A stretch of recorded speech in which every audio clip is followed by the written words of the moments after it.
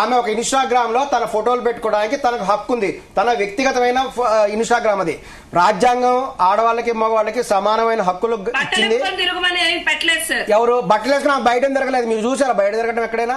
ఆమె swimming pool లో రాజ్యాంగం ఏమి న్యూడ్ గాను సెమీ న్యూడ్ గా పెట్టమని ఇవ్వలేదు. అండ్ ఇంకోటి ఎప్పుడు ఇప్పుడు లా గురించి మాట్లాడతారు. చెప్పండి, మీరు చెప్తే తెలుసుకుంటాం. మేము తెలుసుకుంటాం. మీరు చెప్తే నేర్చుకుంటాం. మేము నేర్చుకుంటాం. ఫోటోలు పెడితే పెట్టకూడదని రాజ్యాంగంలో ఉందా? అసలు రాజ్యాంగం రాసినప్పుడు ఇన్స్టాగ్రామ్ ఉందా? భారత రాజ్యాంగం రాసినప్పుడు ఇన్స్టాగ్రామ్ ఉందా? అసలు దీపికా పడుకొని వాళ్ళ ఆయన కూడా ఇలానే అనుకొని ఫోటోషూట్లు తీయించుకున్నాడు సార్. ఎవరు తీయించుకుంటే ఇదే రాజ్యాంగము ఇదే చట్టము బహిష్కరించింది. ఆ ఫోటోలన్నీ డిలీట్ చేసి సారీ చెప్పాడు ఆయన. డిలీట్ చేయండి, ఆ పని చేయండి. మరి ఆ పని చేయండి. ఆమె పర్సనల్ ఫోటోలు ఆవిడ ఫోటోలు ఎందుకు పెడుతుంది, దేనికోసం పెడుతుంది పచ్చిగా చెప్పింది. తనకు నచ్చిన ఫాలోవర్స్ తను చూస్తారండి. మిమ్మల్ని చూడమని మీ ఇంటికి వచ్చి నీకు చూపించిందా నా ఇన్స్టాగ్రామ్ చూడండి. ఆమె ఫాలోవర్స్ కోసం ఆమె పెట్టుకుందండి. తప్పేంటి? చెప్పేది అర్థం కాదా మీకు? ఆమె పర్సనల్ ఫాలోవర్స్ ఆమె చూపించుకుంటుంది.